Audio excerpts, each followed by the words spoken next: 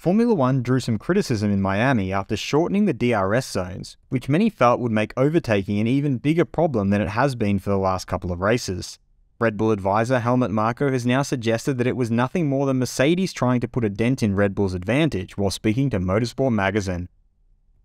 I'm your host Dillon Shelley, and first up on Formula World, Marko calls out Mercedes for their manipulative tricks. Marko started off by looking at the relative lack of overtakes in recent times. Overtaking has always been difficult, but especially when the DRS zones are shortened, and we know why that happens. He then called out Mercedes. We have to stop intervening with these kind of manipulative tricks. It is bizarre that Mercedes, of all teams, is moaning. He signed off by suggesting that it would be better if Mercedes focused on their own car. For years, Mercedes had the superior engine, and they were much further ahead of the competition than we are now. And then when you deliver a flop of a car 2 years in a row, you might be wise to focus on that. Fast feed. Mercedes driver George Russell suggested that their pace in Miami, relatively speaking, was strong. We couldn't have done more. I'm proud of that.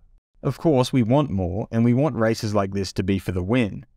Ferrari's Charles Leclerc feels the upcoming upgrades are going to be very important, because now we are very far away, like very, very far away.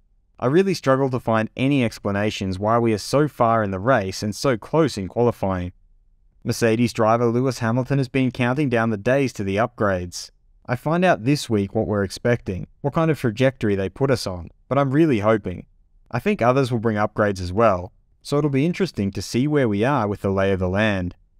Aston Martin's Fernando Alonso pointed out that the Miami circuit has big TV screens out of some of the slow-speed corners, so it was very easy to follow the race on TV. It was a little bit of an unexpected lonely race for us.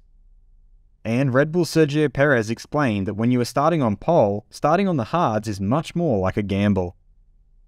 Are the current DRS zones in F1 too short? Head over to my community page to vote in the poll and let me know what you think in the comments.